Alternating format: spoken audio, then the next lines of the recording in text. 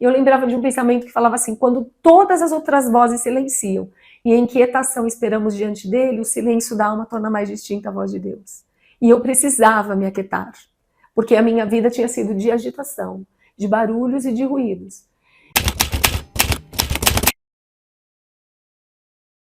Bem, eu sou filha de mãe nordestina e pai paulistano.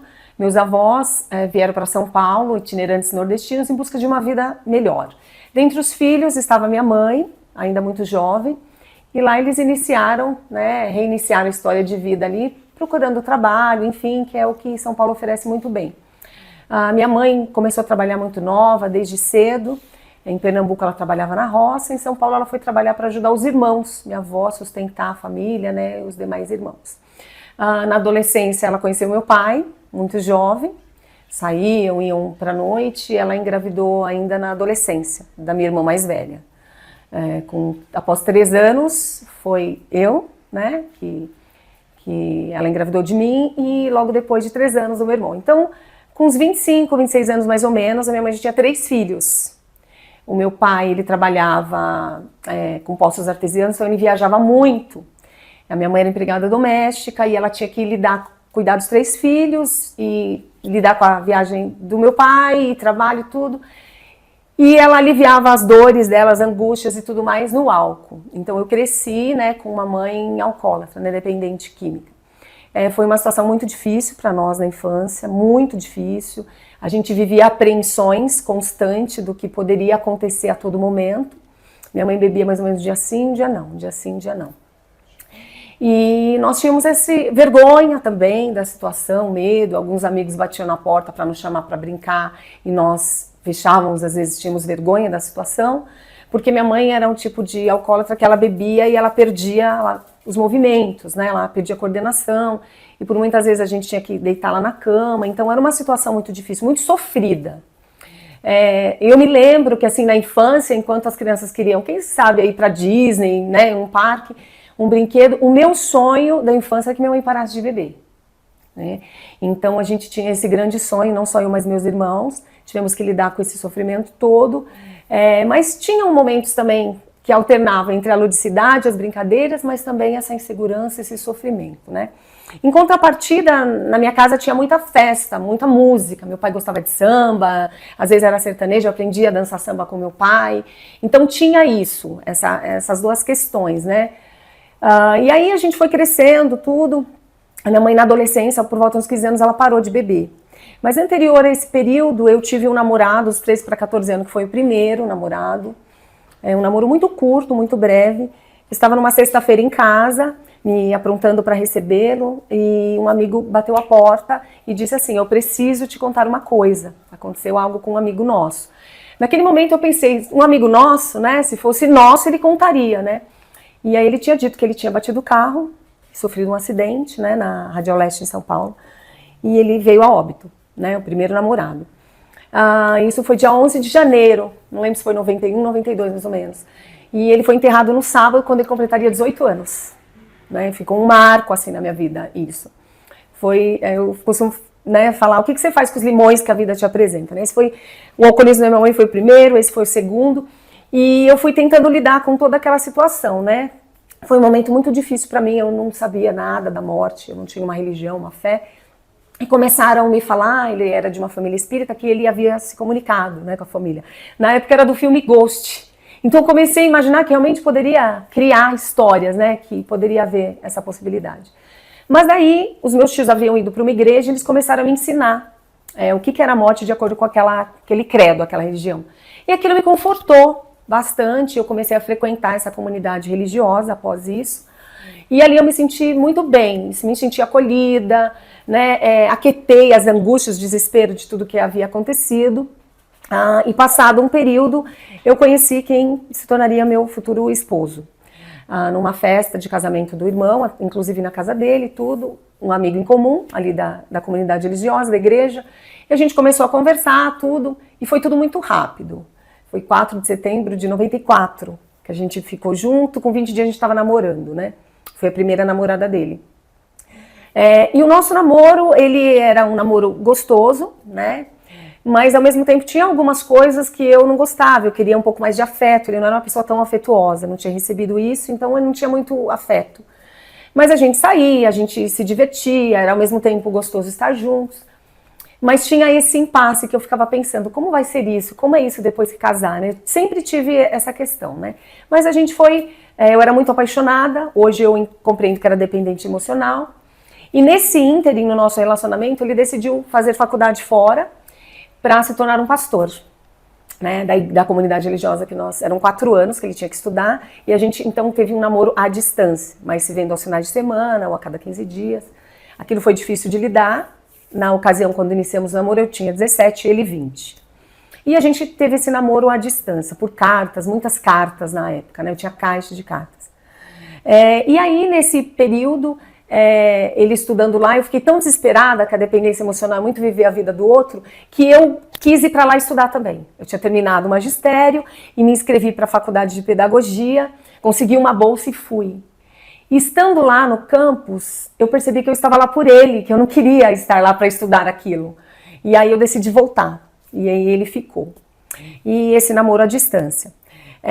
No período do nosso namoro, teve um momento em que houve um término. E nesse término, por conta de uma traição que ele não falou abertamente. Mas todos os indícios, todas as coisas comprovavam que era.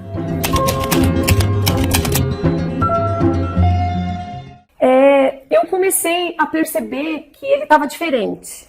Então ele vinha de férias, passava um mês lá, e eu sentia uma distância grande, assim, e sentia que ele estava com contato com outra pessoa, mas querendo negar, não querendo enxergar isso. Tinha indício de que havia alguma coisa, mas eu queria negar porque era muito dolorido, eu não queria entender completamente. Mesmo assim, eu me permiti continuar ali. E a gente foi tocando, até que chegou um momento que a gente de fato terminou o relacionamento, e passado algum tempo ele veio atrás para a gente retomar. Eu cedi e voltei. E foi rápido também, porque assim, a gente voltou em setembro, quando completamos 5 anos de relacionamento, a gente noivou. Em dezembro a gente casou, esse mesmo ano, 99. 19 de dezembro de 99, meio-dia a gente casou. E antes do casamento ela foi atrás dele, essa mulher, pedindo, implorando para ele voltar, dizendo que amava muito e tudo mais. Depois ele me contou isso, né? Mas aí nós nos casamos. Eu tinha sempre o sonho, eu nunca desejei casar ou ser mãe. Eu tinha sempre o sonho de ser uma mulher independente. Eu pensava assim, né? Vou ser uma mulher independente, uma profissional para frente, desde sempre. Mas me casei porque me apaixonei.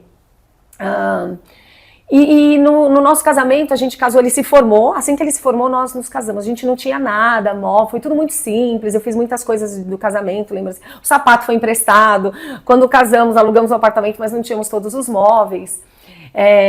Mas a gente foi levando. Eu me lembro que no dia do casamento, era muito cedo, eu estava limpando o salão, cheio de bob, e as mulheres estavam ajudando. E a noiva chega que hora? Eu sou a noiva, né?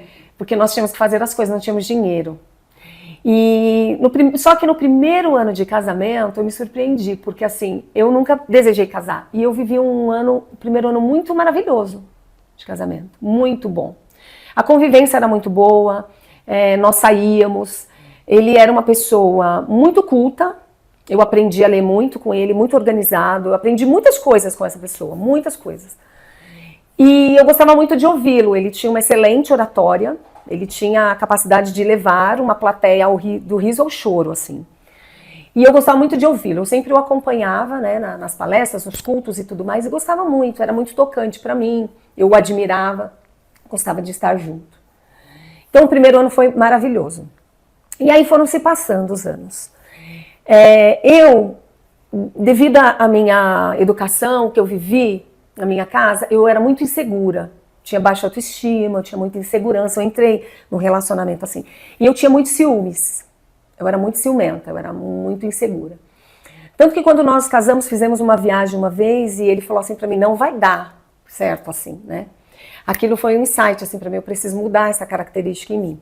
E aí eu procurei terapia, né, com psicólogo, fui trabalhar aquilo e realmente assim, eu entendi que era algo que eu precisava trabalhar. Ajudou bastante. E a gente continuou. por 3 anos. Nesse período eu lecionava no colégio, dava aula de manhã e à tarde, e eu estava me sentindo muito bem, profissionalmente realizada com o que eu estava fazendo, estava me sentindo bonita também, eu estava de bem com a vida, assim. Só que em 2022 eu comecei a sentir fortes dores no meu estômago. Então eu tomava um líquido, alguma coisa mais ácida, um refrigerante, um suco de maracujá e sentia aquela dor, aquela dor. Só que eu deixei passar. Retomei 2003, o ano, pegando o ano letivo, período de manhã e à tarde, lecionando, muito trabalho, muita correria, e decidi procurar um médico nas férias de julho, para não faltar aos meus compromissos profissionais.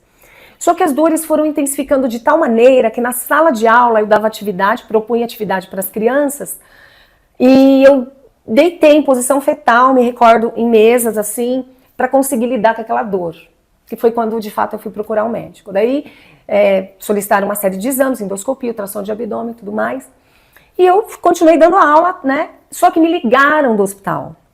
E eu achei estranho, porque já tinha feito outros exames. E falei, nossa, liguei para minha mãe, falei, mãe, ó, faz as suas orações e prece, minha mãe era religiosa, porque aconteceu alguma coisa. Ninguém liga-se. Então eu me dirigi ao hospital, nesse dia o meu ex-companheiro foi comigo, e quando eu entrei, o médico perguntou assim, você é casada, você tem filhos, né? Eu falei, sim, é o seu companheiro, tá aí, tá. Então, eu falei, doutor, fala logo o que aconteceu, né? Na ocasião eu tinha 26 anos. Ele falou assim para mim, você está com adenocarcinoma gástrico, né, um câncer de estômago, e você tem que fazer uma cirurgia para retirada total do seu estômago daqui 15 dias no máximo. Eu nem sabia que a pessoa vivia sem estômago, né? Já foi um choque o diagnóstico, imagina viver sem o estômago.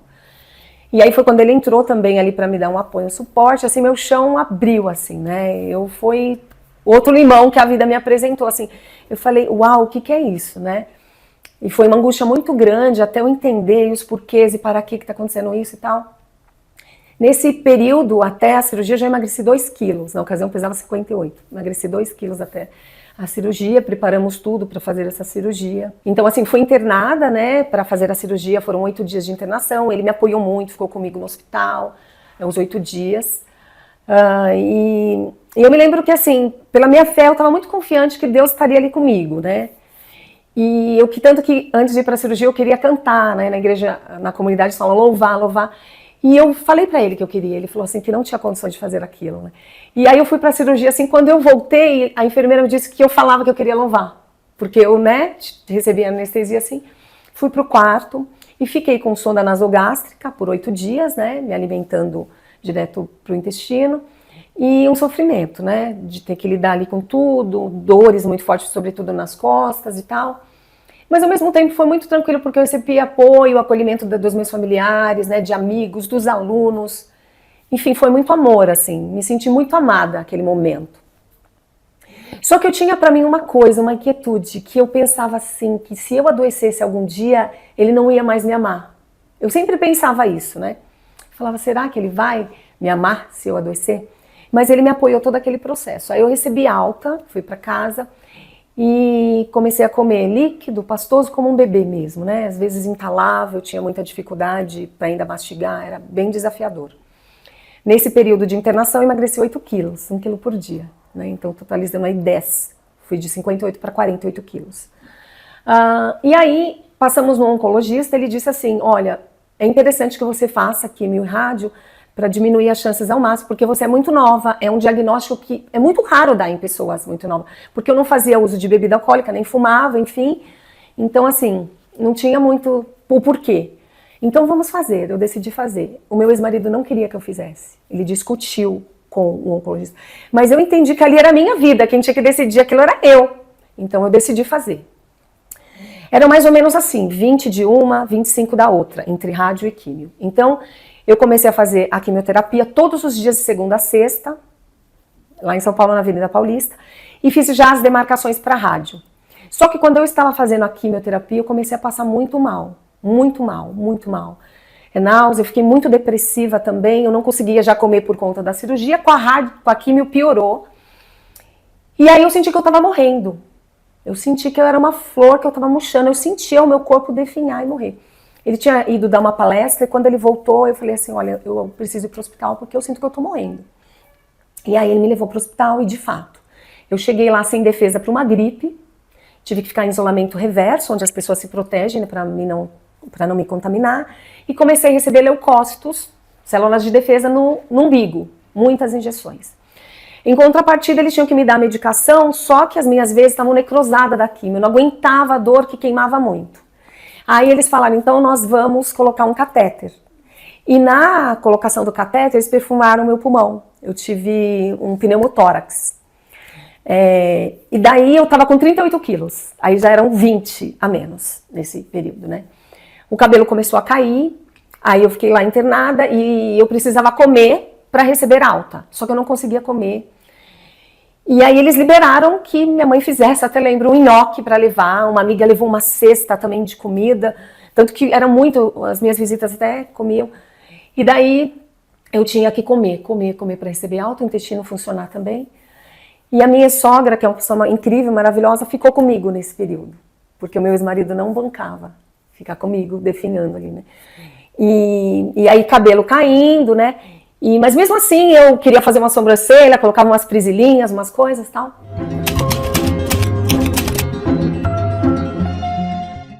Até que uma noite, eu já querendo sair do hospital, porque já tinha passado muito tempo, falei, agora eu vou receber alta. Eu acordei com as mãos tortas e a boca. E eu tive uma paralisia. Fiquei sem andar. Acordei, chamei pela minha sogra e aí ela chamou os médicos, tudo. E eu acordei dessa forma, assim, me vendo assim, sem andar. Fiquei em cadeira de rodas. E aí vieram muitos especialistas, eram 5 cuidando, né, para ver o que tinha acontecido comigo, né? O que tinha acontecido. Eu precisei usar fralda. Até as enfermeiras comentavam, é muito difícil te ver assim, né? Porque eu realmente definhei ali, né? E aí fizeram todos os exames possíveis, tiraram o líquor da medula, fizeram ressonância, fizeram tomografia e não descobriam nada que eu tinha. E como os meus sinais vitais estavam ok, o meu intestino funcionou, né, que é um pré-requisito para uma alta, eles me liberaram. Aí eu recebi alta na cadeira de rodas, o meu ex-marido tinha um evento especial, eu me lembro que eu comprei um taierzinho azul claro, coloquei e dançava assim a saia, o menor que tinha.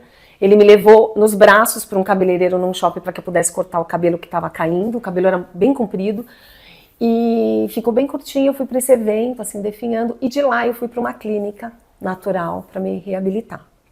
Era uma clínica muito cara, não dava para ficar acompanhante, eu não andava, e o quarto era minúsculo, da cama, e aí não cabia cadeira de rodas, então eu tinha que ir segurando nas paredes para chegar até o banheiro. E assim eu fui. De cadeira de rodas eu consegui ir até o restaurante. E assim eu fui me reabilitando. Era uma alimentação natural, vegetariana, tratamentos naturais de hidroterapia, muitas massagens. Então eu desintoxiquei o meu organismo da químio e eu fui voltando então os movimentos ali. E o meu ex-marido ia me visitar. Só que numa dessas visitas eu voltei aqui ao movimento, né? Braços, mãos, pernas, e paralisei o rosto. Só que eu não podia de forma nenhuma paralisar o rosto porque eu precisava comer bem para não entalar. E até num desses momentos, eu no refeitório, eu entalei e tinha uma enfermeira ali como hóspede e ela veio me ajudar a desentalar. E aí quando eu vi o nosso relacionamento, ele estava muito estranho com tudo isso que estava acontecendo. E ele, né, também estranho, eu compreendo, né, também desafiador, ele falou assim para mim, eu questionei isso, né, porque é um momento que você quer acolhimento, que você quer sentir realmente que o outro te ama a despeito de qualquer coisa, porque você não tem muito a oferecer naquele momento. E ele falou assim, é difícil para mim porque cada vez eu te vejo de uma forma diferente. E assim eu recebi alta dali, sem um diagnóstico do porquê da paralisia, eles desconfiam que tenha sido a falta da B12, né, porque ela dá realmente, né, enfim, recebi alta, tendo realizado uma cirurgia onde eu retirei todo o estômago, parte do esôfago, parte do intestino, posteriormente a vesícula, já tinha tirado o apêndice, eu brinco que eu falo que eu sou um homem de lata do Mágico de Oz, e o coração batendo. E assim foi, recebi alta, fui para casa, assim, fragilizada, né? E como eu tinha muita fé, eu sentia assim, uma presença de Deus muito grande. E nesse momento em que eu me vi uma flor murchando, eu ouvi assim, nitidamente, né? Ainda que o meu homem exterior se corrompa, que o meu interior, contudo, se renove a cada dia. Porque eu poderia passar por muitas coisas, mas se o meu interior estivesse mais fortalecido, eu passaria, né, por tudo aquilo. E assim eu fui para casa. O relacionamento, ele balançou bastante, muito, muito mesmo. Chegando em casa, ele raspou minha cabeça, eu pedi que ele raspasse, né, eu comecei a usar lenço, a gente até foi num parque, depois eu fui sem lenço, comecei a lidar com aquilo, mas um relacionamento um tanto distante, bastante abalado. Até nesse mesmo ano eu fui de metrô para o Natal, para a casa dos meus pais, porque ele não quis ir, né? Enfim. E daí ele pediu, no trabalho dele, que nós fôssemos transferidos para um lugar mais tranquilo, para que eu pudesse me recuperar melhor, e a gente ia ali recomeçar tudo. E a gente foi para uma cidade litorânea. O ano era 2014. E aí eu precisava voltar tudo, né? Forma física, a comer bem, fui para academia, e as coisas, cabelo crescendo, foram tudo. E detalhe, nós éramos um casal pastoral, que se diz, né? Ele era um pastor, ele tinha igrejas para cuidar, pregações a serem feitas e tudo mais. E eu fui muito acolhida por essa comunidade religiosa sempre, nesse momento, né? Muito acolhida. Nós chegamos lá, fomos muito acolhidos e tal. E ali nós moramos um período. Eu fui voltando à forma, as coisas, achando que estava... Nesse período do câncer, a gente pensou em se separar, a gente chegou a conversar. Vamos nos separar, então, o que a gente vai fazer? Mas como um casal pastoral, vamos tentar, vamos ver o que vai dar. E aí a gente continuou, fomos levando. Mudamos para uma casa dos sonhos, porque na minha infância eu morava em casas muito simples e quando não choviam nas casas, né? E eu fui morar numa casa de novela, assim, que tinha 3 salas, closet, quarto de hóspede, era uma casa incrível. E eu me lembro que a gente comprou um cachorrinho, um golden, que me ajudou, bem pequenininho, 45 dias, hoje eu adotaria, né? Para me ajudar nesse processo de recuperação. De fato, foi o filho que eu não tive. Foi muito bom, o Atos. E fui me recuperando ali, voltando tudo. Só que nesse íntere, a igreja que nós fomos frequentar tinha uma garota, uma jovem. E uma mãe, não era casada, uma tia também. Era uma família bastante disfuncional, com muitos problemas. Um dos papéis da função pastoral é ajudar, levar uma cesta básica, dar um estudo bíblico, ouvir, fazer uma oração, dar um apoio ali espiritual, né? E essa família nos recebeu muito bem, era muito amorosa com a gente, tudo. Só que eu comecei a perceber que com o passar dos meses, elas foram se afastando de mim, mas dele não. Tratavam ele com muito carinho, muito afeto, muito amor. Ele recebia ligações delas, sempre pedindo ajuda, não sei o quê. Ele ia até a casa delas para ajudar, levar uma cesta e alguma coisa. E eu comecei a sentir que tinha alguma coisa estranha ali. Falei, nossa, é além dessa ajuda pastoral, tem alguma coisa aqui. Mas fiquei na minha. Falei, vou sentir, não vou falar alguma coisa que pode ser da minha cabeça. Só que eu comecei a perceber que o celular dele estava começando a ficar desligado da caixa postal. O celular da caixa postal, sobretudo à noite, ou à tarde, quando eu ia fazer uma visita e tal. Eu comecei a achar aquele estranho, mas, de novo, deixa, não deve ser nada, né? E foram se passando os meses, assim, eu me recuperando, morando numa casa confortável, aconchegante, mas a nossa relação foi ficando desconfortável.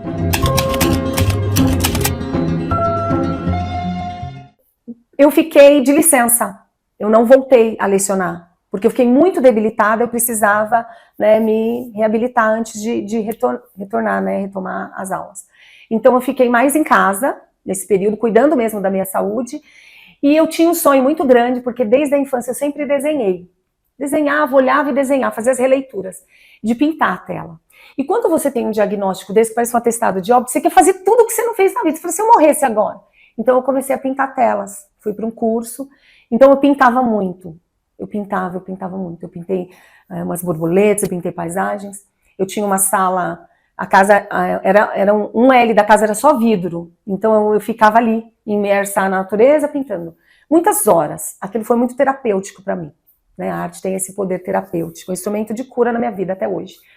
E daí, eu não retomei, né, as aulas, mas aí fui fazendo essas atividades e o acompanhando o máximo que eu podia, né, as pregações e tudo mais. E a nossa relação foi ficando desconfortável, fui sentindo um certo desconforto nela. E até comentei com os meus pais, que eles foram passar o Réveillon com a gente uma vez, eu falei, tem alguma coisa estranha, tá estranho, tem muita distância, né? Nesse período da doença, nós nos distanciamos muito, sobretudo sexualmente, né? Ele, provavelmente, aqui estou falando por ele, não se sentia atraído por mim, E aí houve uma distância grande nesse sentido, né? Tinha ali a presença física, ele tinha uma característica maravilhosa que era, ele acordava muito cedo, mais ou menos às 5 da manhã, para fazer as orações, leituras e tudo mais, ia para academia, voltava, tomava um banho e colocava a mesa do café da manhã. Aí ele me chamava para tomarmos café. Isso era assim, era a nossa rotina. Ele sempre fez isso, né? Isso até continuou, mas eu não sei explicar muito bem, mas o relacionamento tinha uma distância, assim. Não sei se até se falar em nível espiritual, porque o relacionamento tem esse quê também de, assim, era distante, era uma distância. A gente convivia, fazíamos as refeições juntos, saíamos, mas estávamos na presença física juntos, mas existia algo que não se falava. Não vamos tocar. Porque nós compreendíamos que éramos um casal pastoral e que o nosso casamento era para a vida toda. Então não vamos tocar em pontos que a gente vai saber o que fazer. Não vamos tocar nesse ponto, né? Então, assim a gente foi levando o relacionamento. E nós ficávamos com tentativas de fazer algo. Vamos fazer uma viagem, vamos mudar de casa. Nós mudávamos muito de casa. Isso depois que eu me separei foi algo que me chamou a atenção. Mudávamos de casa. Então, ficamos 12 anos de um relacionamento, quase 7 casados, e mudamos umas 5 vezes de casa, imagina, né?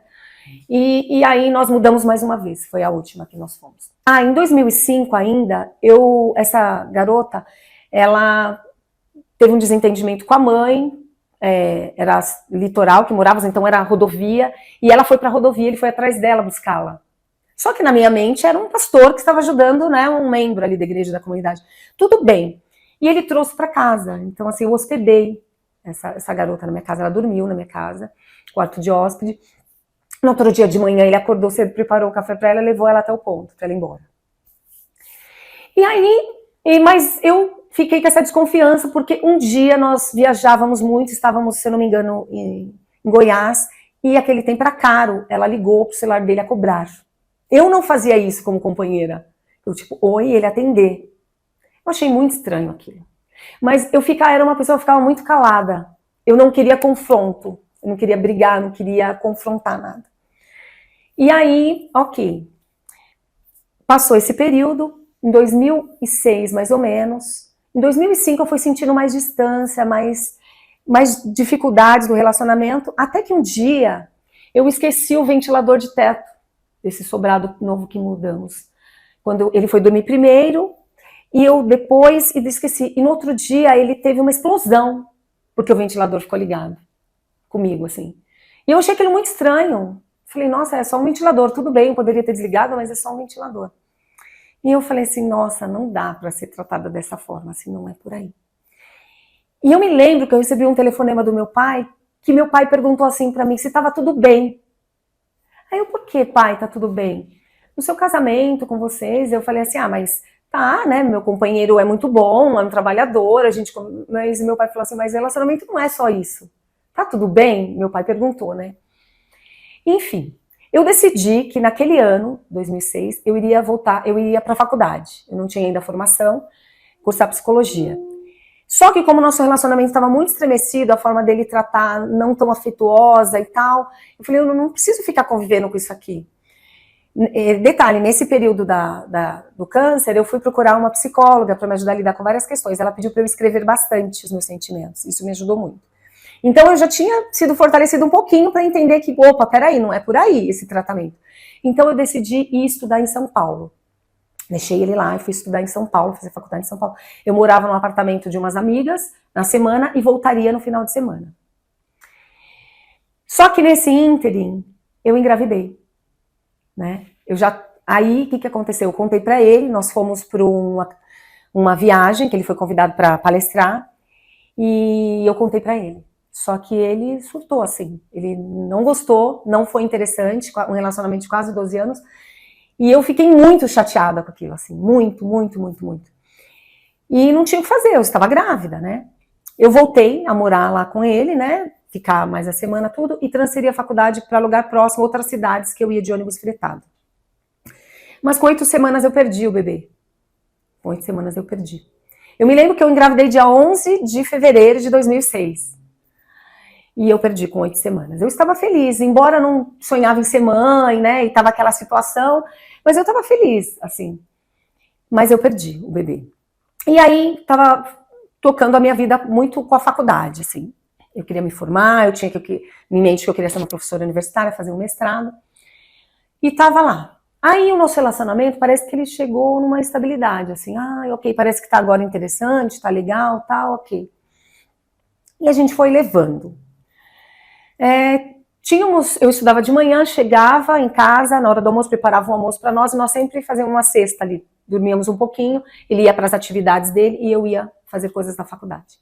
Teve um dia 31 de agosto de 2006, que eu levantei após essa cesta e fui para frente do computador fazer trabalhos no escritório dele.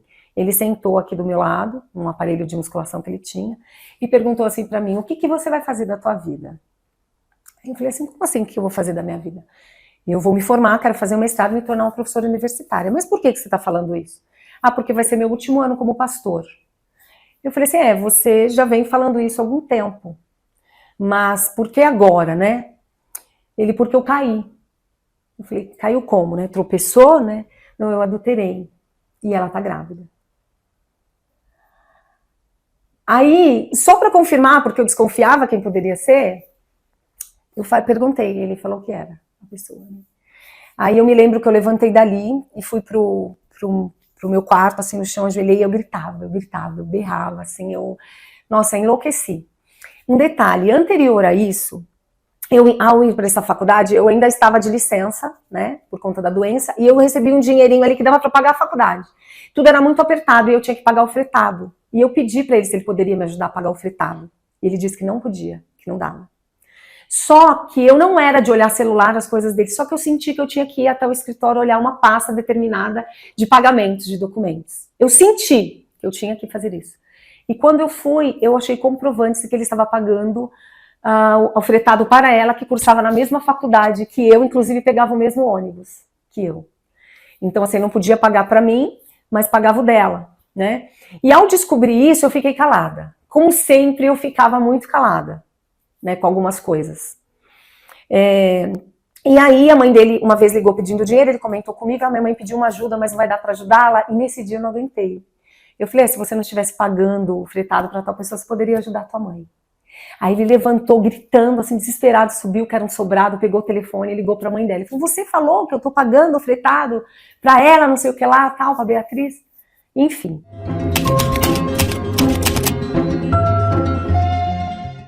Então, quando ele me contou quem era a garota que eu desconfiava, né? E daí que eu saí de lá, eu não bebia, e eu fui para um bar. Eu me lembro que eu liguei para umas amigas muito queridas, inclusive uma delas tinha sido minha madrinha de casamento, e contei o que tinha acontecido. E fui para o bar e pedi uma tequila. Eu estava chorando muito, muito, pedi uma porçãozinha também de pastéis, e o garçom falou para mim que tudo passa. Ele falou para mim: tudo passa.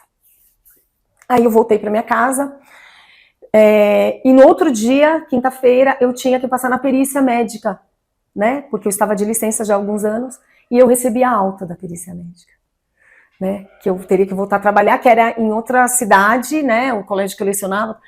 E eu me desesperei naquele momento, porque eu falei: o que vai ser de mim, né? E eu chorei muito para a médica e disse que tinha acontecido, e ela falou: eu já passei por isso, e permitiu que eu ficasse mais um tempo ali, porque ela viu que meu mundo, né, tinha.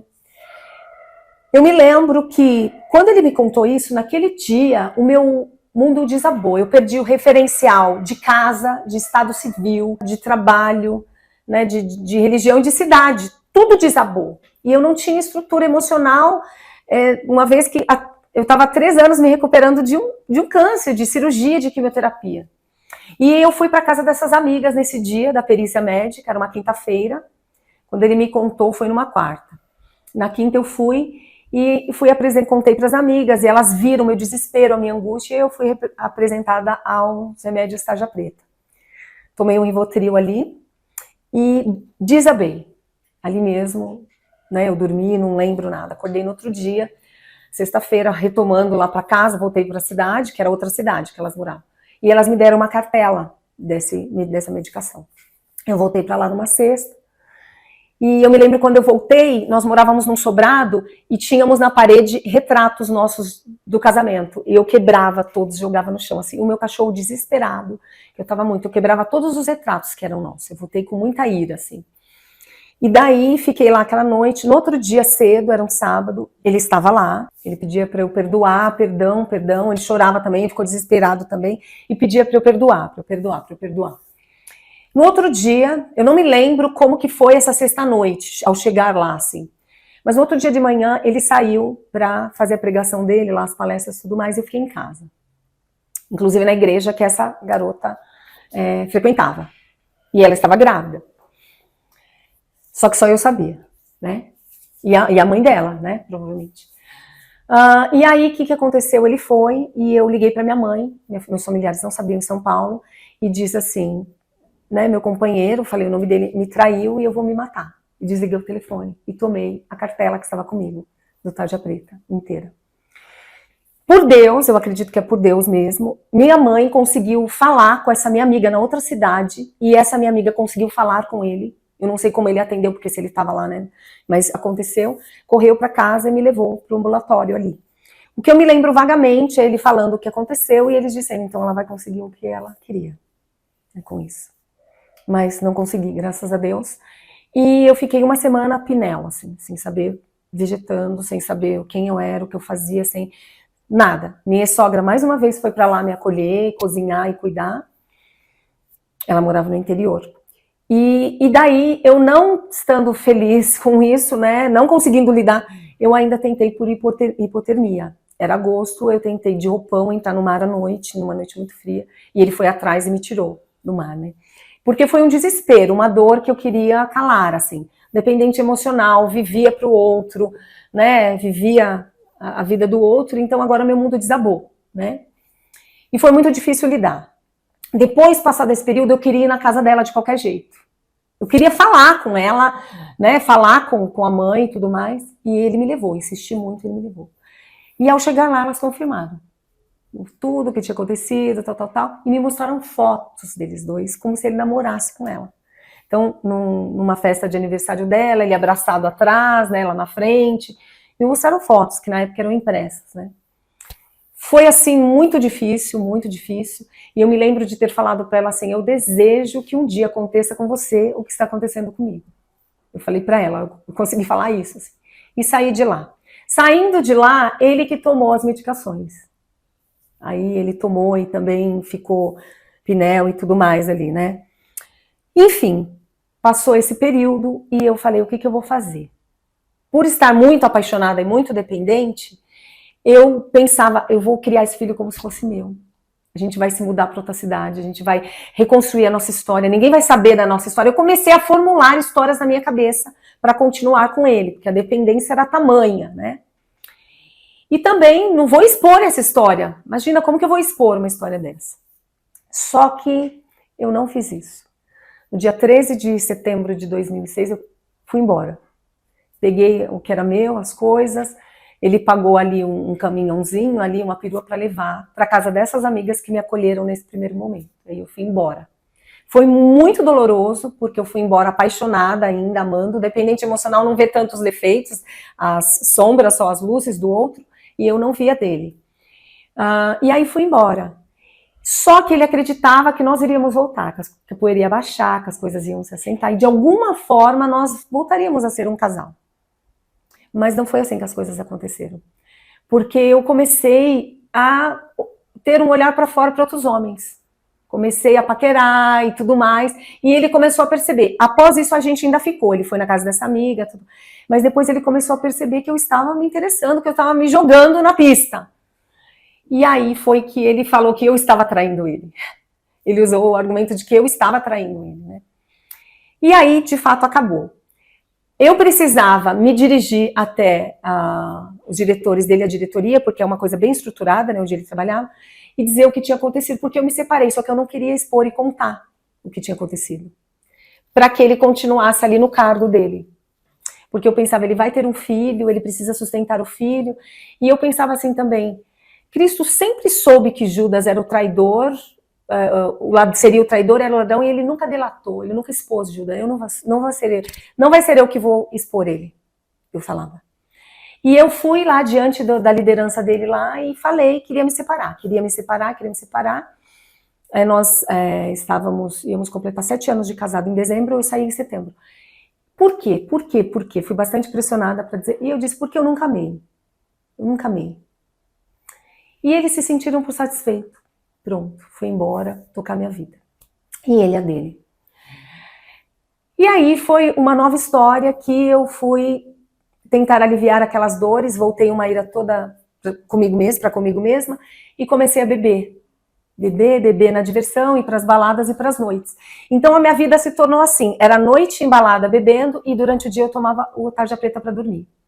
Assim eu fiquei um longo período, para não me sentir nessa realidade, não perceber a minha vida, não ver onde estava. Eu não tive estrutura para continuar a faculdade, que eu lamento, eu tranquei, e eu fiquei assim um longo período. E aí fui conhecer outros homens, conhecer outra vida, fui para bailes funk, fui fazer tudo, fui fazer tatuagem, fui botar piercing, saí dessa comunidade religiosa. E aí saí com o ônus de que o problema era eu, né? Porque a esposa do pastor, olha o que ela virou. E eu fui morar na casa de umas amigas, começaram a ter conversas a respeito disso, né? Porque foi morar com mulher, e depois era com homem e tudo mais, e eu não me importava com nada, postava fotos de coisas que estavam acontecendo.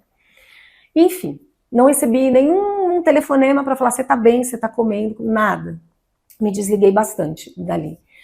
E aí fui indo. E eu fiz amizades, e um desses amigos falava assim, você vive como se fosse o último dia. Era muito intenso, tudo o que fazia. Desde o período que eu comecei a beber, nunca foi tranquilo. Sempre já foi com uma característica de alcoólatra. Veja, minha mãe aliviava as dores e eu estava repetindo. Shakespeare até fala, a gente repete antigas tragédias. Eu estava ali, repetindo a minha.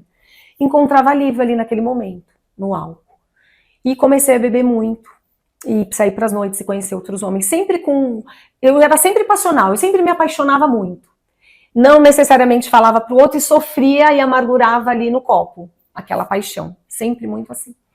Comecei a me produzir muito, andava muito de salto, maquiada, cabelo enorme. Fui voltando à forma, ficando muito bonita. Então, qualquer homem que eu quisesse ficar, eu ficava, nem que fosse para ficar. E ele também foi percebendo isso, olha a mulher, né? E ele voltou muitas vezes a me mandar mensagem, esse meu ex, muitas vezes, lamentando, chegou a ligar e algumas vezes, né? E eu comecei a ir pra noite e eu queria provar e usar tudo. Todas as coisas que existiam. Ah, que droga é essa, que droga é aquela, eu quero saber o que dá. Né? Enfim. E numa dessas, né, eu ouvi dizer que se você usasse determinada substância com álcool, né, cocaína, que você não ficava bêbado e tal. E eu nunca tinha usado. E fiquei numa noite usando com um amigo. A noite inteira, para quem nunca tinha nem usado, feito uso da substância. Então, usando a cocaína, cheirando e bebendo. Fomos dormir, não tínhamos nada, éramos amigos mesmo, mas dormíamos na mesma cama. Eu acordei com uma angústia muito forte essa noite, muito forte. Um desespero, era um desespero. E eu escutava uma voz falando que era para eu pular, me jogar do 6º andar do prédio que eu estava. Se joga para acabar com essa angústia, se joga, era uma coisa muito forte que eu ouvia, se joga para... E eu fiquei muito desesperada, e eu não queria acordar porque fiquei com vergonha, e eu me ajoelhei ali no banheiro, e eu fui me acalmando, que eu lembrei de um salmo que falava, aquele que habita no esconderijo do Altíssimo descansará. Direi do Senhor, Ele é meu Deus. E eu não ouvia mais nada de igreja, nada, mas isso veio na hora. E eu fiquei ali um tempo ajoelhada no banheiro, no vaso, assim, e eu fui me acalmando, e voltei a dormir. Nunca contei para esse, né, amigo que tinha acontecido. E aí, dali eu saí. E sempre com essa de querer provar as coisas, e o álcool sempre muito forte. Eu sempre ficava muito alcoolizada. Sempre em situações vulneráveis, muito vulneráveis.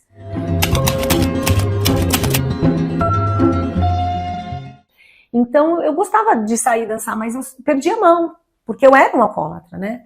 Então, eu já tinha esse comportamento, não tinha controle, domínio sobre a bebida. E fora ainda com todas essas dores e esses limões, né, que a vida vinha me apresentando para lidar.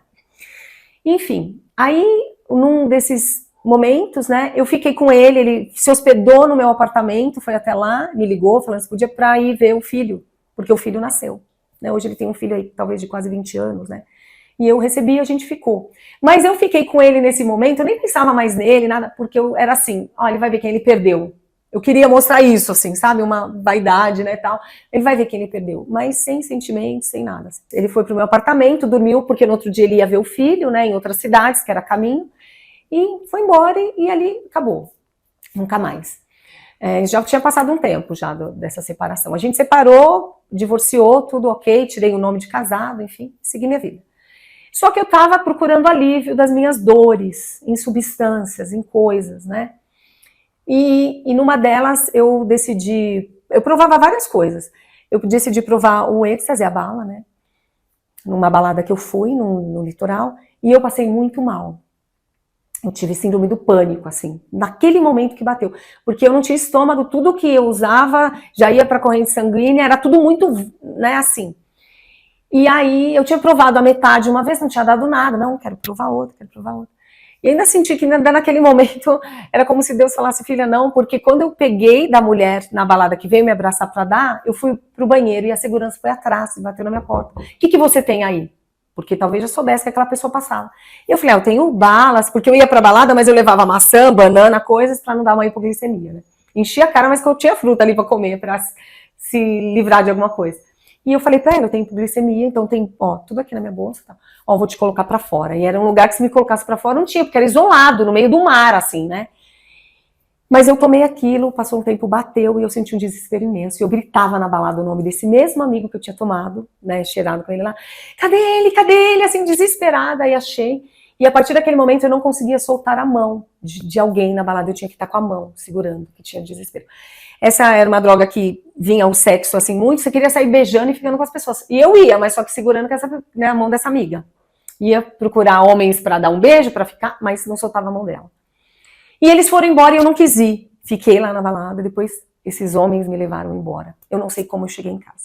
Eu sei que eu cheguei em casa, era longe, eram praias com uma taquicardia muito forte que alternava com uma hipotermia, um frio imenso, tava um sol um domingo, e eu com um roupão de plush que eu tremia e um desespero de estar só no apartamento. Um desespero. Foi quando eu liguei para minha irmã e meu pai, que estavam em São Paulo, e eles foram lá me buscar e eu vim morar para São Paulo. Saí do litoral e vim morar com a minha família, com os meus pais ali em São Paulo. E continuei essa vida de balada, de bebida, que durou 12 anos. Foram 12 anos de alcoolismo. Até que eu cheguei no meu fundo do poço, no alcoolismo, álcool e relacionamentos, né? Nada sério. Eu sempre ficava muito apaixonada, não era difícil ficar com alguém, porque eu me produzia muito, ficava muito bonita, isso para a questão, né, de ficar ok, mas não engatava, eu também não falava que estava apaixonada, o que queria, eu guardava, assim, eu não expunha nada. E eu aliviava no álcool, esse vazio que ficava.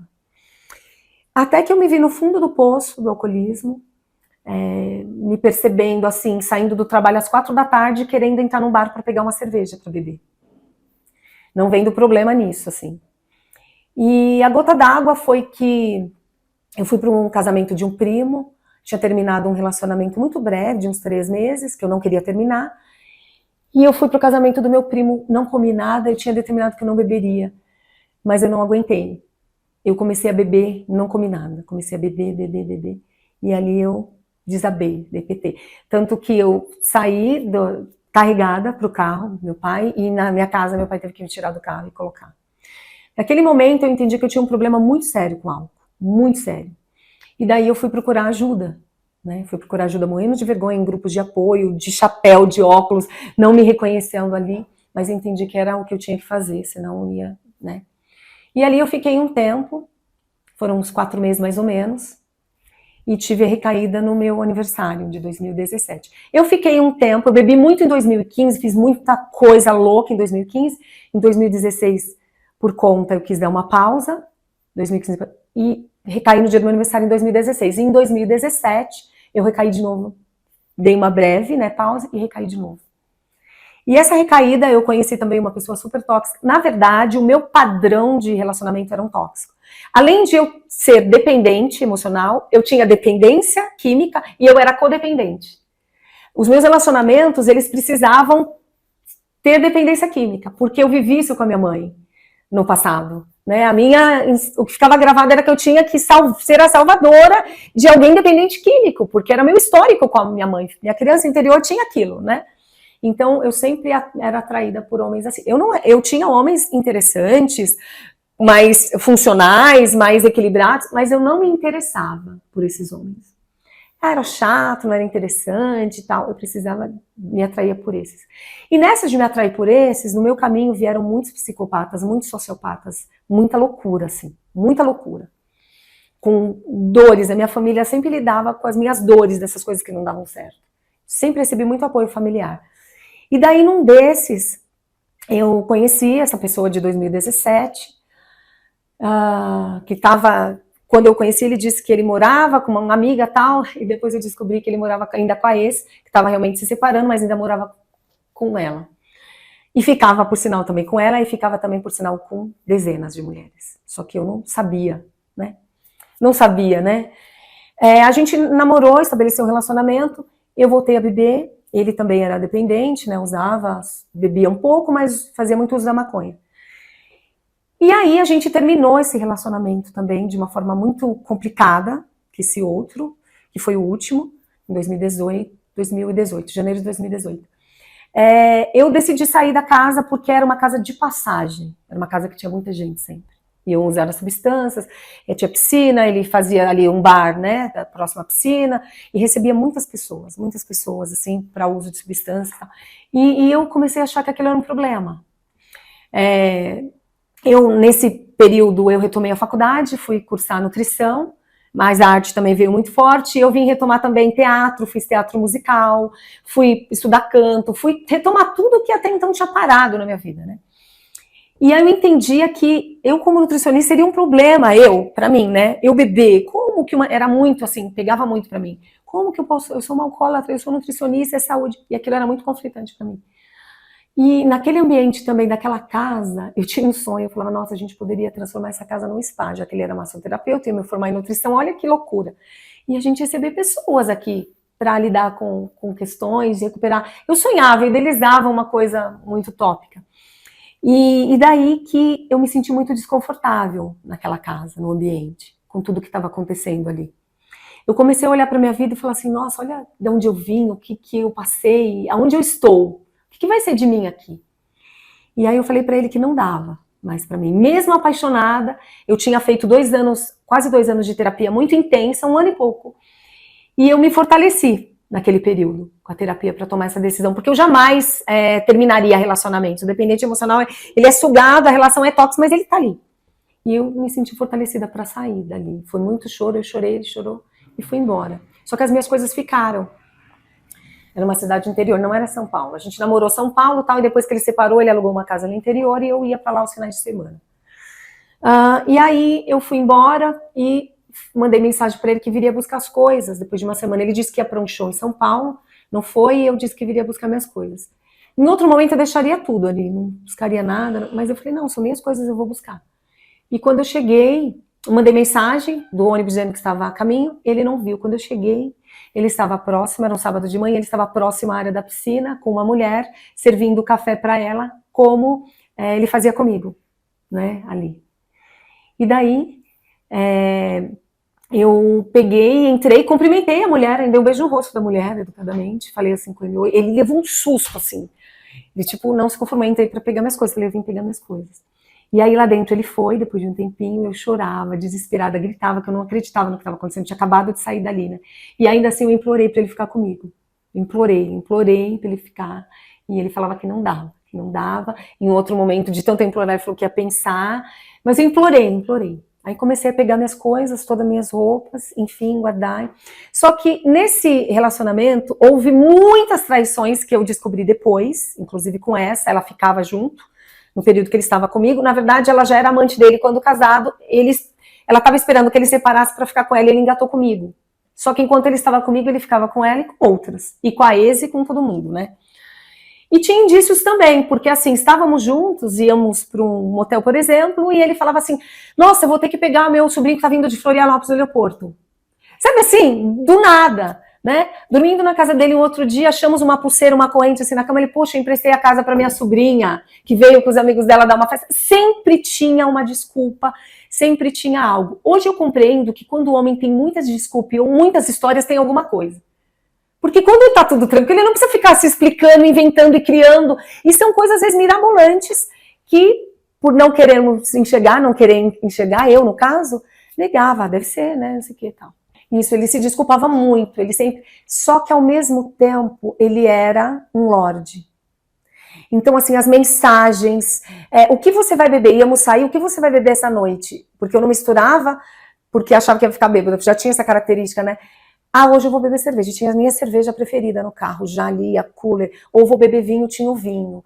Íamos para show, que era o que eu amava. Ele estava sempre ali, fazia massagem. E essa coisa toda era muito envolvente. Com muitos deles, né, das pessoas que eu me envolvi, era assim, tinha muito isso, assim. E ele muito.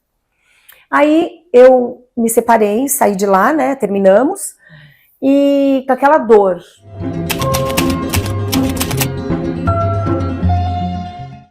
E aí, esse ano, janeiro de 2018, foi o último mês que eu bebi, que eu ingeri bebida alcoólica. Eu fui procurar um suporte na terapia, na psicoterapia, em grupos e na espiritualidade. Embora hoje eu não tenha uma religião, eu tenho uma crença muito forte em Deus e procuro essa conexão com Deus, comigo, com a natureza.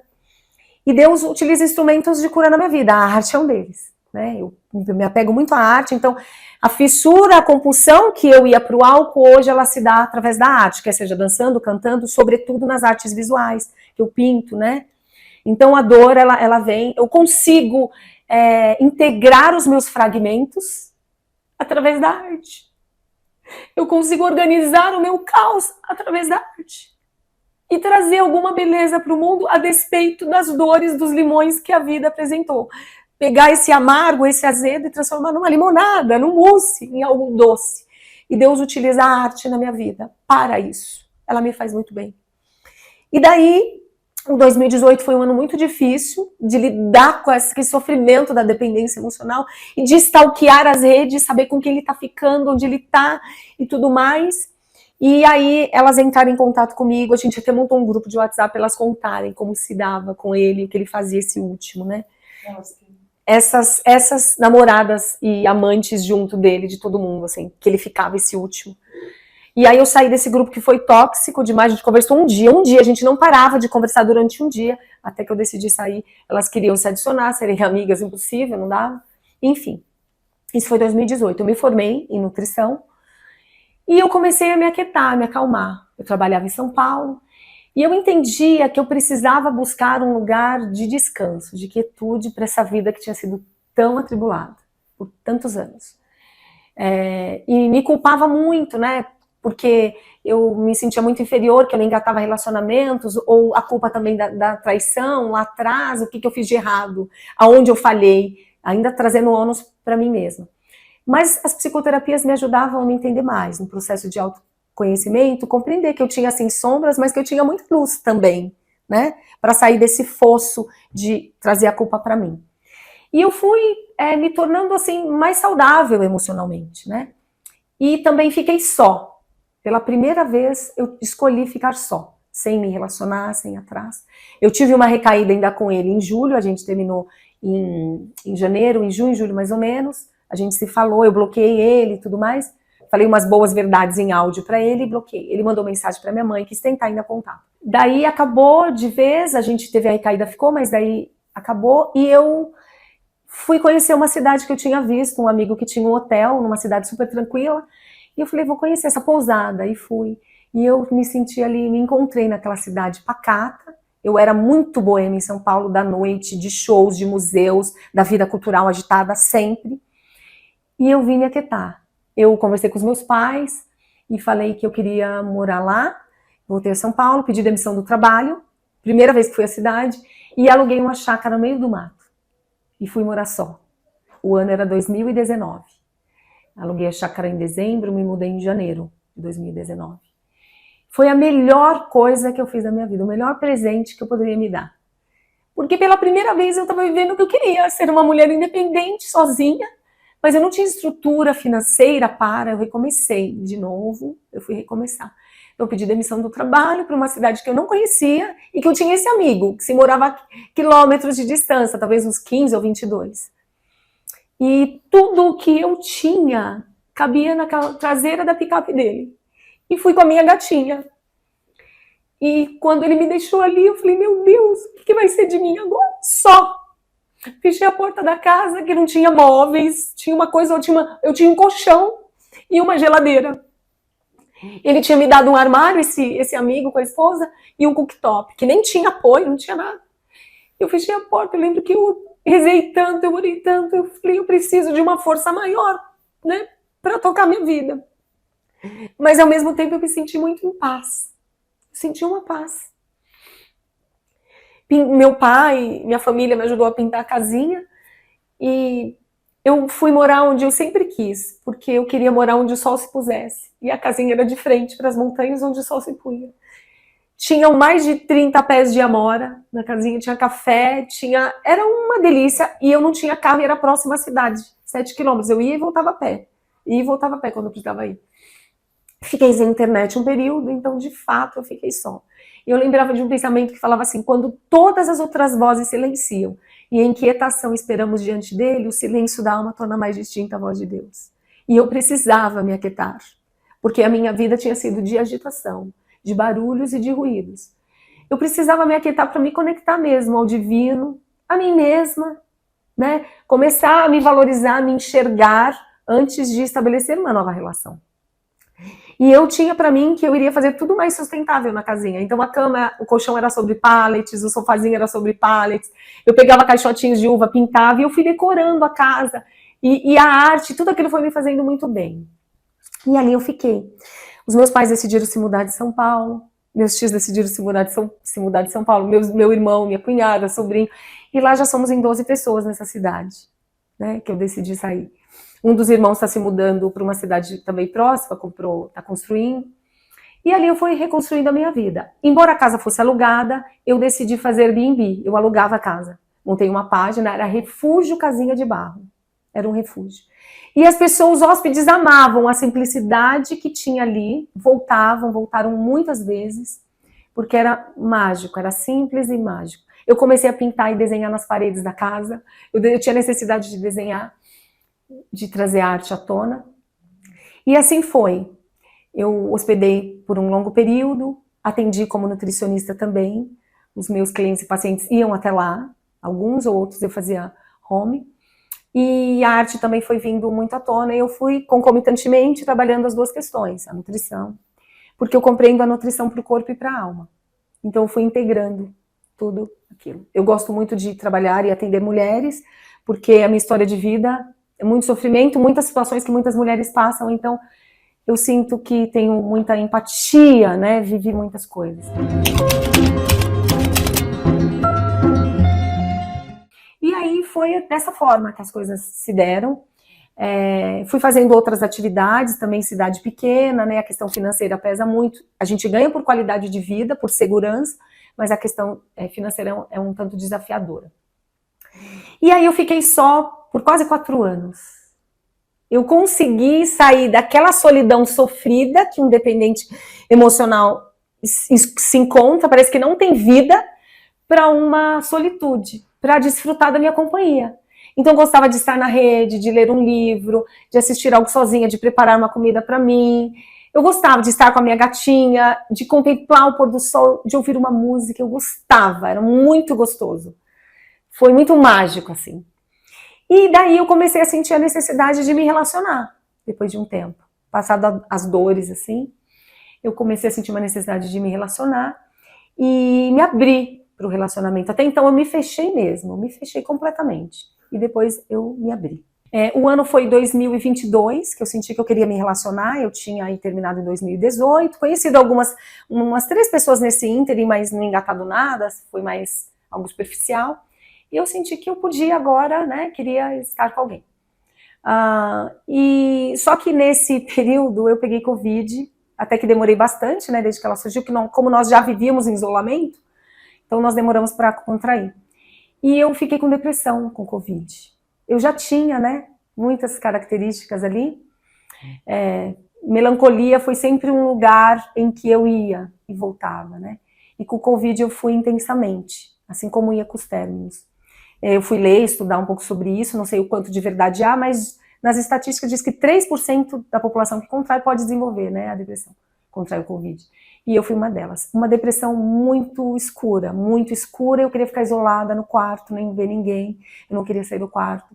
Eu tinha dificuldades para tomar banho. A casa virou um caos, né? Louça, não fazia comida, louça. Foi tudo muito caótico. E nesse isolamento eu tinha que ficar só a família apoiando, amigos. Minha família sempre me apoiou muito. Esteve presente, pais, cunhados, irmãos, sempre apoiando muito. Ia levar as coisas para mim, amigos também. Comprava no mercado e deixava para eu comer. Mas eu fui com muitas ideações suicidas nesse período. Eu sempre tive muitas ideações quando eu sofria demais nas minhas paixões. De ouvir assim, se joga daqui no metrô, se joga de uma ponte, se joga. Eu ouvia assim, com o meu sofrimento, para acabar com a angústia, né? Porque na verdade eu não queria morte, queria me livrar da dor, né? E nesse período do Covid foi muito difícil, em 2022. Só que eu voltei a pintar. Eu pintava. E na dor, a arte vem, eu pintava, eu não conseguia parar de pintar. Pintava quadros, pintava terno, pintava parede, tudo. E eu comecei a fazer muralismo, pintar murais para as pessoas, pintar as casas das pessoas. E isso me tirou de novo, do fundo do poço que eu fui de novo. A arte, ela vinha assim como, peraí, vem aqui, vamos integrar tudo de novo, né? E aí tem sido assim desde então. Em 2022, em julho, 15 de julho, eu engatei um novo relacionamento que eu estou atualmente. Vamos fazer 3 anos. Eu sou 15 anos mais velha que ele, né? Ele é de lá, dessa cidade do interior, é um caipira, né? Um mineiro. Fala bem caipira, bem arrastado. Muitas coisas precisa traduzir para mim o que ele está dizendo. É uma pessoa muito engraçada, é uma pessoa muito boa, muito bondoso. Ele é muito companheiro para tudo, ele é artista também, então a gente gosta de sair, de dançar junto, de ver exposição, de tudo. E ele é companheiro para todas as horas, assim, de doença, que já passei algumas situações, não tão graves quanto antes, mas ele está ali, disposto. Eu vou ficar aqui, vou deixar o celular, porque se acontecer alguma coisa essa noite, que eu passei mal, você me liga para eu te levar para o hospital, não tenho carro. Então, ele é um parceiro, assim, que depois de tanto tempo eu encontrei um parceiro. E a gente se diverte muito junto, a gente muito semelhante em muitos aspectos. Ele é um homem que, fisicamente, eu sempre me atraí, sempre quis. Ele é um negro rastafari, de barbicha, assim, eu sempre quis. Eu olho para ele e falei para a mãe dele, eu queria um homem como ele. Eu acho ele lindo. Ele tem um sorriso muito bonito, ele é uma alma boa. Ele não consegue ver alguém fazendo um trabalho que ele não vai ajudar. Ele tem uma alma muito boa. Então, assim, não temos um relacionamento perfeito. Hoje eu compreendo que as relações, elas são construídas, né? Não existe o encaixe perfeito, o Lego. Só que eu compreendo que existe o outro, eu, e existe a terceira pessoa, que é a relação. Então, a gente procura fazer a pergunta, isso vai fazer bem para a relação? Faz bem para mim, eu quero, né? Mas vai fazer bem para a relação? Então, a gente tem seguido com alguns desafios, mas escolhido continuar a nossa jornada. Eu não tenho um sofrimento que eu vivia nas relações. Aquele ciúme foi embora, é muito tranquilo com relação a isso, de ambas as partes. E eu tenho seguido no meu caminho com a arte, né? Cada vez mais, na cidade que eu estou, graças a Deus, sendo reconhecida bastante como artista, me consolidando, trilhando um caminho sendo reconhecida como artista, e procurando trazer a minha história e trazer a arte como meio profissional, não apenas estético, eu como artista pintando, mas terapêutico para grupos e mulheres, para a gente lidar com as nossas angústias e dores, né, de uma forma aí, prazerosa, que a arte tem essa possibilidade, né. Então é isso, eu olho para trás e faço uma reverência a tudo o que me trouxe até aqui. Eu não carrego mágoas, eu não carrego dores, embora choro porque revisito algumas situações difíceis, mas não pesa na minha bagagem hoje, né? Eu faço uma reverência e sigo o meu caminho hoje.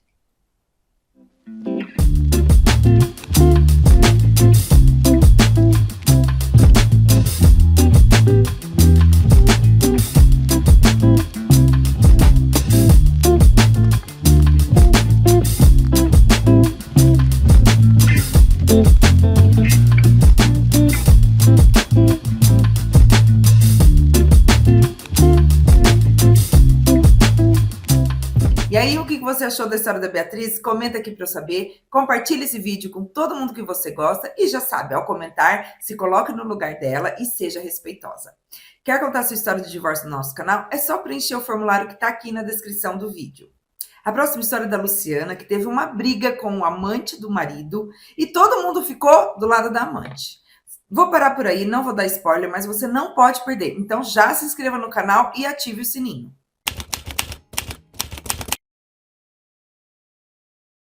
Ele queria me dar um valor de 35 mil. A nossa casa foi avaliada em 2.250 e poucos mil aproximadamente. Ele queria me dar 35 mil para eu ir embora. Ele queria morar aqui na casa toda. Fazendo assim, como é que fala? Pressão psicológica. Você não tem direito nenhum lá, aquilo lá é do meu pai. Então, tipo assim, o que eu te der é lucro para você.